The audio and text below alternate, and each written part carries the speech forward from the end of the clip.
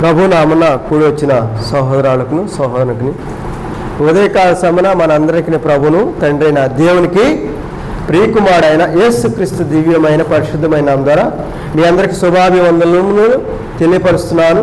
అదేవిధంగా తండ్రి అయిన దేవునికి ఇట్టి అవకాశం ఇచ్చిన తండ్రి అయిన దేవునికి కృతజ్ఞతాస్తుతులను తెలియపరుస్తున్నాను. అపోస్తలుడైన పౌలు గారు ఫిలిప్పీలో ఉన్నటువంటి దేవుని సంఘమైనటువంటి క్రీస్తు సంఘమునకు రాస్తూ ఆయన సంఘంలో ఉన్నటువంటి సంఘ సభ్యులైనా కానీ సంఘ పరిచారకులైనా కానీ సంఘంలో ఉన్న ప్రతి వారికి తెలియపరుస్తూ ఫిలిప్పీలకు రాసిన పత్రిక 4వ అధ్యాయము 11వ వచనం, నాకు కొదువ కలిగి నందున నేను ఇలాగూ చెప్పుటలేదు, నేనే స్థితిలో ఉన్నాను ఆ స్థితిలో సంతృప్తి కలిగి నేర్చుకొని ఉన్నాను. దేని స్థితిలో నెరుగుదును, సంపన్న స్థితిలో నెరుగుదును. ప్రతి విషయములోను అన్ని కార్యములలోను కడుపు నిండి ఉండుటకును, ఆకలి కొని ఉండుటకును, సమృద్ధి కలిగి ఉండుటకును, లేమిలో ఉండుటకును నేర్చుకొని ఉన్నాను. నాకు కొదువు కలిగినందున నేను ఇలాగ చెప్పడం లేదు, నేనే స్థితిలో ఉన్నా కానీ ఆ స్థితిలోనే సంతృప్తి కలిగి ఉండుట నేర్చుకొని ఉన్నాను. క్రైస్తవుడు అయిన ప్రతి సహోదరునికి, క్రైస్తవురాలైనటువంటి ప్రతి సహోదరునికి, క్రైస్తవురాలు కానిటి వారికి కూడా ఈరోజు ఈ యొక్క మాటలు చాలా పరిశుద్ధమైనవి. పరిశుద్ధ గ్రంథంలో ఉన్నటువంటి ఈ యొక్క మాట పౌలు గారు అంటున్నాడు, నేను సంపన్న స్థితిలో ఉండటం నేర్చుకొని ఉన్నాను, దేన స్థితిలో ఉండటం కూడా నేర్చుకొని ఉన్నాను. దేన స్థితి అంటే ఏమిటి? ఏమీ లేకపోవడం, ఆకలి దప్పుకలు అయి ఉండొచ్చు, సంపద లేకపోయి ఉండొచ్చు, గృహం లేకుండా ఉండొచ్చు, ఆ గృహం లేకుండా చెట్టు నీడన జీవిస్తుండే ఉండొచ్చు. పౌలు గారు అదే అంటున్నాడు, సంఘంతో చాలా విచారంగా బాధతో ఆయన అంటున్నాడు, ఫిలిప్పీలో ఉన్నటువంటి దేవుని సంఘంతో నేను ఎలాగ ఉన్నా కానీ, నేను ఏ స్థితిలో ఉన్నా కానీ ఆ స్థితిలోనే ఉండడం నేర్చుకొని ఉన్నాను. ఎస్, క్రైస్తవుడికి ఉండవలసిన గొప్ప లక్షణం ఏ స్థితిలో ఉన్నా కానీ ఆ స్థితిలో ఉండడం నేర్చుకోవాలి. లేకపోయినప్పుడు కూడా ఆ లేని స్థితిలోనే ఉండడం నేర్చుకోవాలి. ఉందనుకోండి, ఉన్న స్థితిలోనే ఉంది కదా అని చెప్పి ఎక్కువగా గర్వపడటం ఉండకూడదు, లేదు కదా అని చెప్పి అతిగా బాధపడటం ఉండకూడదు. సంపన్న స్థితిలో ఉండటంగా నేను నేర్చుకొని ఉన్నాను, దేని స్థితిలో నెరుగుదును, సంపన్న స్థితిలో నెరుగుదును. ప్రతి విషయంలోనూ అన్ని కార్యములలోనూ కడుపు నిండి ఉండుటకును, ఆకలి కొని ఉండుటకును, సమృద్ధి కలిగి ఉండుటకును, లేమిలో ఉండుటకును నేను నేర్చుకొని ఉన్నాను. ఎంత చక్కని మాట అండి. యోబు గారి గురించి మీ అందరూ తెలుసు. యోబు చాలా సంపన్న స్థితిమంతుడు, అవునా కదా? ఆయనకి ఏమీ కొదువు లేదు. ఏమి కొదువు ఉంది? భార్య ఉంది, పిల్లలు ఉన్నారు, సిరి సంపదలు ఉన్నాయి, మంచి పేరు పలుకుబడి ఉన్నాయి. ఆయన ఆ సంపన్న స్థితిలో ఉన్నా కానీ దేవుణ్ణి మర్చిపోలేదు. చాలామంది సంపద కలగగానే, ఐశ్వర్యం కలిగి ఉండగానే పేదవాడిని చూస్తే గర్వం, లేనివాడిని చూస్తే గర్వం, అతిశయపడుతూ ఉంటాడు. నేను ఉన్నవాడిని, నీవు లేనివాడిని. లేనివాడిని చూసి లేనివాడు ఏం చేస్తాడు? ఉన్నవాడిని చూసి కూడా అయ్యో వాడికి ఉంది నాకు లేదు. ఇదే లోకం యొక్క తీరు. యోబు ఏం చేశాడో తెలుసా అండి? గొప్ప లక్షణం యోబులో ఉన్నటువంటి లక్షణం మీరు గమనించారో లేదో, యోబు వారి కుమారులు కలలోనైనా ఏమైనటువంటి చెడుగా ఆలోచన కలిగి కళ కంటున్నారేమో, కళలోనైనా తప్పు చేస్తున్నారేమో అని చెప్పి దేవుని గురించి, ఆ బిడ్డల గురించి దేవునికి మనవి చేసుకొని అన్నాడు. దేవుడు కోరుకునేది, నీవు నిజంగా జీవం గల దేవుని చేతిలో పడితే నీ జీవితం బహు భయంకరం. నిజమే, యోనా గారి జీవితం అందుకు ఉదాహరణ. ఎలాగా? యోనా గారిని సువార్త వెళ్ళి, నినివే పట్టణం పాడైపోతుందయ్యా యోనా, నువ్వు దానికి వెళ్ళి ప్రార్థన చేయన్నాడు. దేవుని యొక్క మాటను ధిక్కరించి తర్షీషుకు మారిపోయాడు. ఓడెక్కి దేవుడు వదిలిపెట్టాడా? దేవుడు ఎన్నుకుంటే, దేవుడు నిన్ను వాడుకోవాలని నిర్ణయించుకుంటే నిన్ను వదిలిపెట్టడు. అవసరమైతే బంగారం ఎలా తయారవుతుందో తెలుసండి? కాల్చితే సువర్ణము బయటకు వస్తుందంట. ఒక రాయిని శిల్పకారుడు ఏం చేస్తాడు? దాన్ని ఎన్నో దెబ్బలతో, సుత్తుతో దాన్ని కొట్టి కొట్టి కొట్టి ఒక రూపాన్ని తయారు చేయడానికి ఆ రాయి ఎన్ని దెబ్బలు ఉంటుంది? చాలా దెబ్బలు ఉంటుంది. బంగారం కూడా అగ్నిలో కాల్చబడితేనే దాని యొక్క మెరుపు, దాని యొక్క ఆకారం అనేది బయటకు రాదు. యోనా గురించి కూడా దేవుడు ఒక నిర్ణయాన్ని కలిగి ఉన్నాడు. సువార్తికుడై ఉన్నాడు, ప్రవక్త అయి ఉన్నాడు, దేవుని యొక్క మాటలు చెప్పేటువంటి వాడై ఉన్నాడు. కానీ దేవుని సన్నిధి నుండి దూరంగా పారిపోయాడు. దేవుడు వాడుకోవాలని నిర్ణయించుకుంటే నువ్వు ఎంత దూరం పారిపోయినా వదిలిపెడతాడు.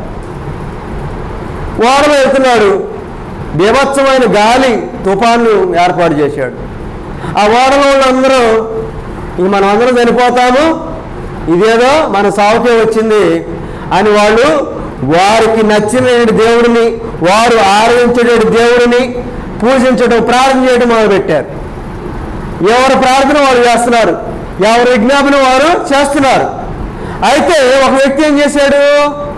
ఈ ఓడ అడుగు భాగాన్ని నిద్రపోతున్నాడు. యోనా పోయి నిద్రపోతా, మనం అందరం చనిపోబోతున్నాము, నీకేమైంది, లేచి నీ దేవుడిని నీవు ప్రార్థించు, మొక్కు అని అన్నాడు. ఏంటనే అర్థమైపోయింది, నన్ను ఎందుకు ఎందుకు పెడతావు? నేను వాడు అడుగు భాగానికి వెళ్ళినా, సముద్రం అడుగు భాగానికి వెళ్ళినా నువ్వు నన్ను ఏడిచిపెట్టవు, ఇది నా మూలంగా నువ్వు ఏర్పాటు చేసిందని చెప్పి ఏంటనే నాకు అర్థమైపోయింది. అర్థమైపోయి ఏమన్నాడు? మీరు కంగారు పడొద్దు, ఇది నా గురించి కలిగినదే, నన్ను ఓ మూట కట్టి సముద్రంలో పడేయండి అన్నాడు. దేవుని యొక్క మాటను ధిక్కరించినందుకు ఇది దేవుడే కలిగజేశాడని ఆలోచించాడు. మళ్ళా దేవుని మాటను నేను ధిక్కరించానని చెప్పి దేవునికి లోబడి చనిపోవడానికి నిర్ణయించుకున్నాడు. మళ్ళీ నువ్వు చనిపోదామన్నా కానీ వదిలిపెట్టాడా? శాపకు ఆజ్ఞాపించాడు.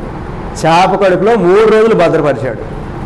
ప్రియ దేవుని కుమారుడా, దేవుని కుమార్తె, సంపన్న స్థితిలో ఉన్నప్పుడు ఎగిరి పడొద్దు. దేన స్థితిలో ఉన్నామని, లేని స్థితిలో ఉన్నామని, ఈరోజు నాకు వండుకోవడానికి తిండి గింజలు లేవే, తినటానికి సరైన ఆహారం లేదని బాధపడొద్దు. ఈరోజు నాకు ఉంది కదా అని చెప్పి ఎదుటివాడు లేని స్థితిలో ఉంటే వాడిని చూసి నేను ఎగతాళి చేయొద్దు సుమా. పౌలు గారు అదే అంటున్నాడు, సంపన్న స్థితిలో ఉండటం కూడా నేర్చుకొని ఉన్నాను, దేన స్థితిలో ఉండటం కూడా నేను నేర్చుకొని ఉన్నాను. ఇది కదా క్రైస్తవునికి కావాల్సింది. ఆకలి దప్పికలతో ఉండటం కూడా నేర్చుకొని ఉన్నాను అన్నాడు. ఆకలితో ఉండటం నేర్చుకున్నాను అన్నాడు, ఆకలితో కడుపు నింపుకొని ఉండడం కూడా నేను జీవించి ఉన్నాను. చాలామంది క్రైస్తవులు చేసే తప్పు ఏంటో తెలుసా? మీరు నమ్మండి నమ్మకపోండి, సువార్త కృతజ్ఞత కూడికని ఏర్పాటు చేసుకుంటారు. ఏర్చుకుంటారు లేదా? చేసుకొని నలుగురేంటి, ఒక 10 మంది సంఘ సభ్యులు వస్తారు. సంఘ సభ్యులు అంటే దేవుని యొక్క రాజ్యంలోనికి చేర్చబడినట్టు వారు వచ్చారంటే దేవుని యొక్క మందిరము అక్కడ ఉన్నట్టే. నీవు ఏం చేస్తున్నావు? పరిశుద్ధులను సువార్తికుడును ఒకే విధంగా చూడాలి అనేది బైబిల్లో ఉన్నటువంటి వాక్యము. గమనించండి, పరిశుద్ధులు అంటే విశ్వాసులు, వారు దేవుని యొక్క సంఘమై ఉన్నారు, దేవుని యొక్క పరిశుద్ధ మందిరమై ఉన్నారు.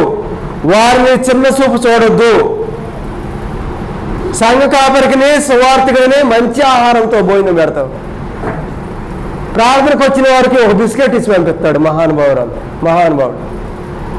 మా ఇంట్లో మీరు నమ్ముకోండి నమ్మండి, నేను చాలాసార్లు వాదిస్తాను. సువార్తికుడికి బ్రదర్కి చికెన్తో అన్నం కూర వండుదాము, వచ్చిన వాళ్ళకి బిస్కెట్ లేకపోతే ఇంకేంటి ఏదైనా స్వీట్ లడ్డు ఎదిచి పంపుదామని. అంటే ఆయనకేమో కాస్ట్లీ భోజనం పెట్టి, అంటే ఈయనకంటే వాళ్ళు ఏ విషయంలో తక్కువ.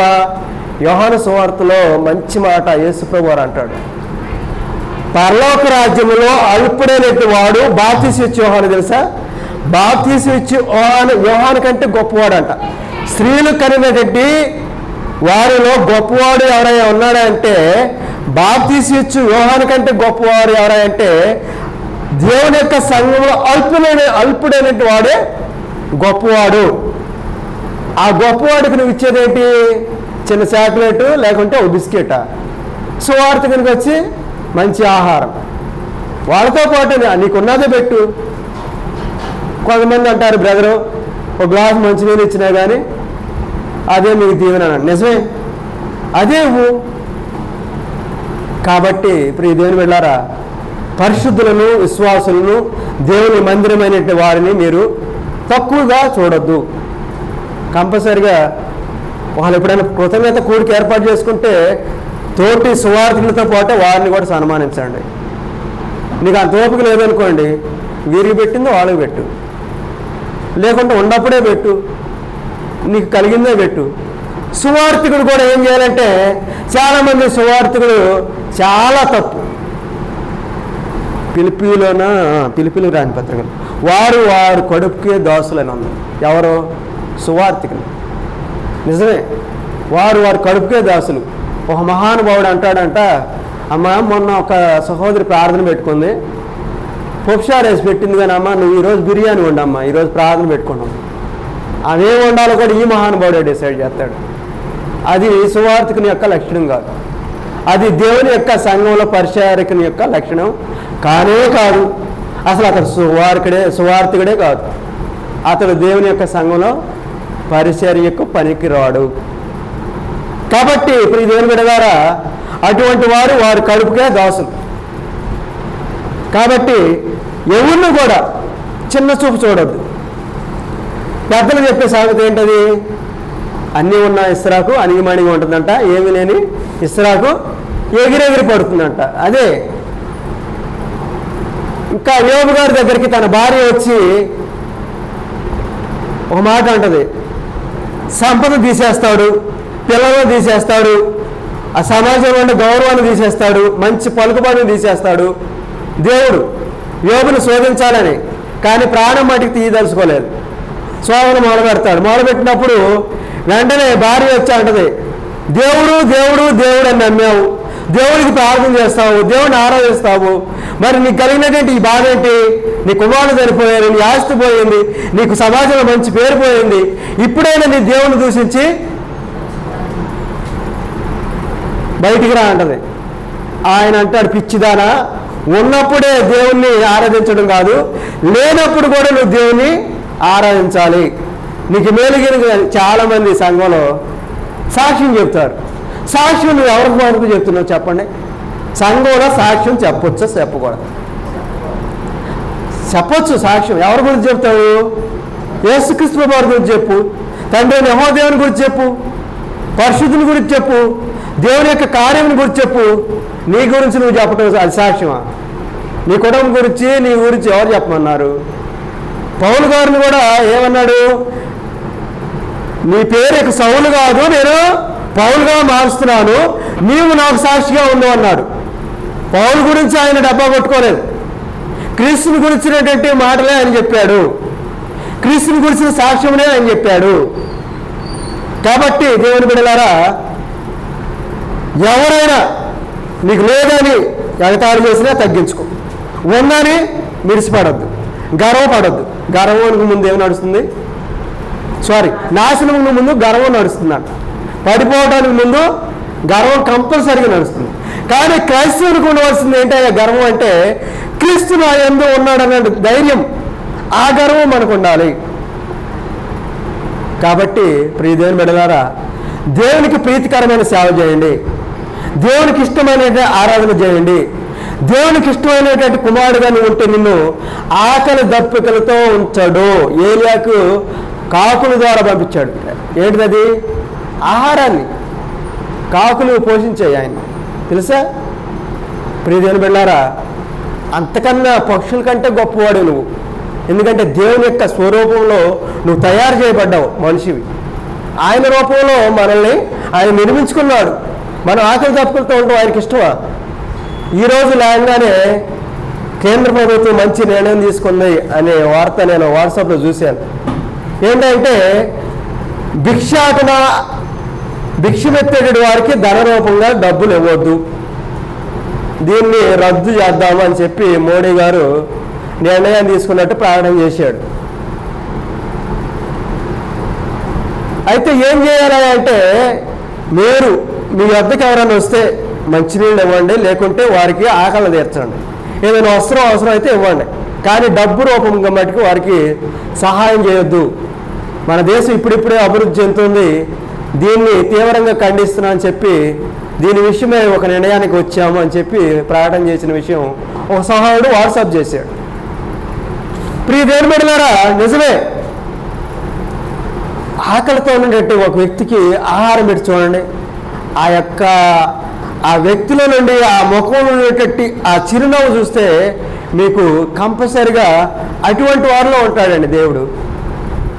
బాగా అవసరంతో వచ్చి ఇబ్బందిలో ఉండి, నాకు చాలా ఇబ్బందిగా ఉంది, నేను చాలా ఆపద వచ్చిందని ఒక్క 10 రూపాయలు అన్ని ఇంటికి వచ్చినప్పుడు ఇచ్చినప్పుడు అతనిలో ఉండేటువంటి ఆ ఫీలింగ్ని బయటపడినప్పుడు చూడండి.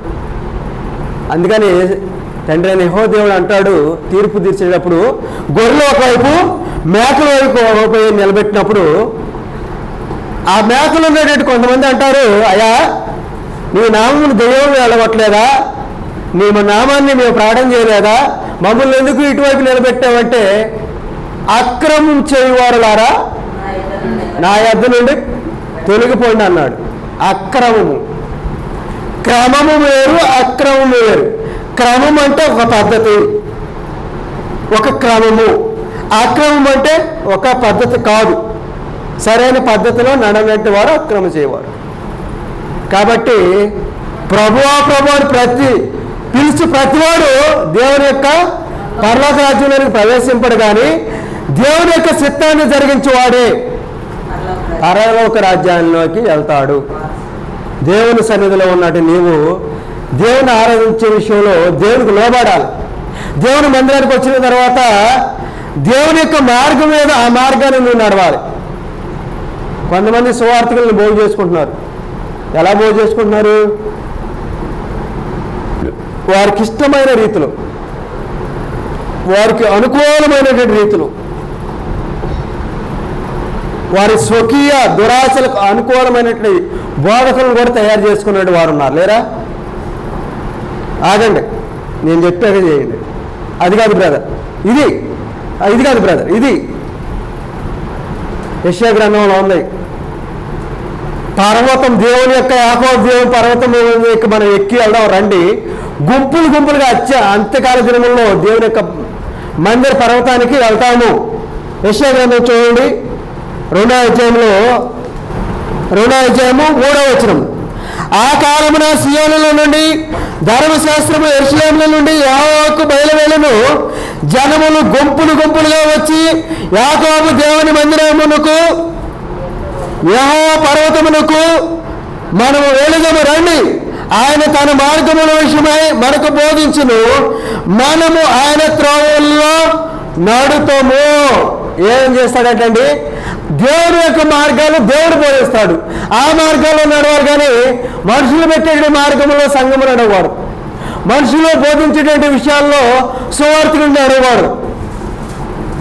నువ్వు వచ్చి కండిషన్లు పెట్టడం కాదు. దేవుని యొక్క సంఘంలో, దేవుని యొక్క మందిరంలో దేవుని యొక్క మార్గం ఏం బోధిస్తుంది, అసలు దేవుని యొక్క ఆ మార్గాలు ఏవి, ఆ దారులు ఏవి అని నువ్వు గమనించి గ్రంథం ఏం చెప్తున్నదని ఆ మార్గంలో వెళ్ళాలి. కానీ మనుషులు పెట్టే మార్గంలో నువ్వు వెళ్ళకూడదు.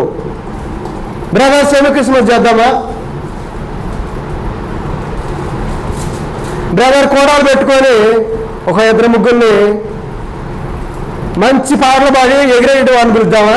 ఇది అలాగుందా? అటువంటి వాడిని ప్రోత్సాహపరచమని ఉందా? కాబట్టి ఇప్పుడు దేవుని ద్వారా దేవుని యొక్క పనిని చేయడానికి వచ్చేటప్పుడు నిన్ను నువ్వు తగ్గించుకో, దేవుని స్థితిలో ఉండు, దేవుని సన్నిధిలో దీనంగా మొరపెట్టు, దేవుని సన్నిధిలో గర్వంతో అడగొద్దు, దేవుని సన్నిధిలో వినయంగా అడుగు, దేవుని బతిమలాడు. ఎందుకు పిలుపు? దేవుని యొక్క కార్యం ఎందుకు రాదు చూడు. గర్వపడవద్దు, అతిశయపడవద్దు. కాబట్టి సంపన్న స్థితిలో ఉండాలని మిడిసిపడవద్దు, దేవుని స్థితిలో ఉండాలని చెప్పి నువ్వు బాధపడవద్దు. ఇందాక మన చదివినటువంటి వాక్య పాఠంలో అనుకోకుండా చక్కని మాట ఉంది చూడండి. 75వ కీర్తనలో 4వ వచనం మనం అందరం చదివాము. అహంకారులై ఉండకడని అహంకారులకు నేను ఆజ్ఞాపించుతున్నాను. ఎంత చక్కని మాట అండి. అహంకారులై ఉండొద్దంట. అహంకారం, మిడిసిపాటు. నీ ఇంటికి వచ్చి అడుకోవడానికి వచ్చిన వాడిని తిడతావు. ఎందుకు తిడతావు? నీకుంటే ధర్మం చేయలేదు, నీకుంటే ముద్దు పెట్టు. దొంగపోతల్లో ఉన్నావు, ఓ పని పాడు చేసుకోవచ్చుగా. ఎందుకు తిడతావు? వాడికి ఉండే బాధ వాడుకుంటుంది, వాడి గురించి దేవుడు చూసుకుంటాడు. నువ్వు తీర్పు తీర్చొద్దు. నీ కంట్లో దూలాన్నే పెట్టుకొని ఎదుటివాని యొక్క కంట్లో నలుసు చూస్తున్నావు. అయ్యా నీ కంట్లో నలుసు ఉందయ్యా అంటావు, తీసుకోయా నలుసు అంటావు. ఆ నలుసు కాదు నీ కంట్లో, అంతకన్నా పెద్ద నీ కంట్లో పెట్టుకున్నావు. ఎదుటివాడికి నువ్వు చేసే తప్పు, నువ్వు అటు వెళ్ళబోకు, కానీ నీ క్రియ బాగోలేదు. వాడు అనుకుంటాడు నాకు చెప్పొచ్చేలే కానీ ముందు నువ్వు చూసుకోరా బాబు, నీ ఇంట్లో నీకు ఇనువు లేదు, నువ్వు నాకు న్యాయం చెప్పడానికి వచ్చావు అంటాడు. ఇక రెండు వచనాలు చదివి ముగిస్తాను. 13వ వచనం. నన్ను బలపరిచిన వాని అనే నేను సమస్తమును చేయగలను. ఏమన్నాడండి పౌలు గారిని బలపరిచేది ఎవరు? దేవుడు బలపరుస్తున్నాడు సువార్త పనిలో. నన్ను బలపరచువాని అనే నేను సమస్తమును చేయగలను అనే నమ్మకాన్ని కలిగి ఉన్నాడు. ఎస్, ప్రియ దేవుని కుమార్తె, దేవుడు నిన్ను బలపరచడానికి సిద్ధంగా ఉన్నాడు. ఆయన నీ అందు ఉన్నప్పుడు నువ్వు భయపడిన అవసరం లేదు. మరణం వస్తున్నది కూడా భయపడొద్దు, వ్యాధి కలిగినా కానీ భయపడొద్దు. 19వ వచనం. కాగా దేవుడు తన ఐశ్వర్యము చొప్పున క్రీస్తు యేసునందు మహిమలో మీ ప్రతి అవసరమును తీర్చును. కాబట్టి పౌలు గారి దగ్గర ఉన్నటువంటి ఇంకో గొప్ప విషయం ఏంటో తెలుసండి. సువార్త పనిని పగలు ప్రకటన చేస్తూ రాత్రి కాలమున డేరాలు పరదాలు గుట్టి బతికాడండి. ఎంత చక్కని పని అండి. సువార్త విషయంలోనేమో వాక్యాన్ని ఏమో పగలు బోధించాడు, రాత్రికాల సమయన జీవనాన్ని కడుపు నింపుకోవడానికి ఆ యొక్క ధనాన్ని సమకూర్చుకోవడానికైనా లేకుంటే ప్రయాణ ఖర్చుల నిమిత్తమైనా కానీ డేరాలు కుట్టాడు, పరదాలు కుట్టాడు. సిగ్గుపడద్దు. హాస్పిటల్లో ఓడటానికి వెళ్తున్నావా? సిగ్గుపడద్దు. నువ్వు చేసే పని పాపం చేస్తే భయపడాలి, దేవుడికి భయపడాలి. పాపం చేస్తే నీ భర్తకు భయపడాలి, పాపం చేస్తే నీ భార్యకు భయపడాలి. నువ్వు చేసే పనిని బట్టి నువ్వు భయపడవద్దు. మహాత్మా గాంధీ గారి దగ్గర ఒక గొప్ప లక్షణం ఉంది. ఏమంటాడు? నా పని నేను చేసుకుంటాను అంటాడు. అన్నాడు, నా పని నేను చేసుకోవడానికి సిగ్గుపడలేదు అంటాడు. ఆయన అన్నం వండుకునేవాడు, ఇల్లు శుభ్రపరిచేవాడు మన మహాత్మా గాంధీ గారు. అందుకని ఆ మహాత్ముని యొక్క బొమ్మను మన దేశ ఆర్థిక దాని డబ్బు మీద ముద్రగా వేశారు. గాంధీ గారు కూడా బైబిల్ చదివారు. ఒక శాంపు కొడితే ఇంకో శాంపును చూపించమన్నాడు. బ్రిటిష్ వారితో అహింస ఉప్పు సత్యాగ్రహం ఆ యొక్క ఉద్యమాన్ని చేసినప్పుడు ఏం చేశాడు? బ్రిటిష్ వారు కొడుతున్నారా, ఓ దెబ్బ కొట్టనేయండి, ఇంకో వైపు ఇంకో దెబ్బ కొట్టనేయండి, కానీ మీరేం అనొద్దు అన్నాడు. శాంతంగా ఉండాలి. ఆ ప్రశాంతతకి బ్రిటిష్ వారిలో గుండెల్లో రైళ్లు పరిగెత్తినాయి. వాడు బాబు మామూలుడు కాదు ఈయన అని చెప్పి అప్పటికప్పుడే స్వాతంత్రాన్ని ఇచ్చేసి మీ దేశాన్ని మీరు పరిపాలించుకోండి అని చెప్పి వెళ్ళిపోయారు. కాబట్టి దీనస్థితిలో ఉండండి. దేని స్థితిలో? దేవుని సన్నిధిలో దేని స్థితిలో ఉండండి. ఇంటికాడ సంపన్న డబ్బు ఉందా? అయినా డబ్బు శాశ్వతం కాదు. ఈరోజు 100 రూపాయలు ఖర్చు పెట్టామనుకోండి, రేపు 200 సంపాదించవచ్చు. ఈరోజు 200 పోయినాయి అనుకోండి, రేపు 400 సంపాదించవచ్చు. కానీ డబ్బు శాశ్వతం కాదు, ఐశ్వర్యము శాశ్వతం కాదు. కాబట్టి నీవు కలిగి ఉన్న దానిలోనైనా దేవుని మహిమపరచు, లేని స్థితిలో ఉన్నా కానీ దేవుని మహిమపరచు. ఇట్టి ఆహ్వానించిన తండ్రి అయిన దేవునికి మీ అందరికి కూడా శుభాభివందనం.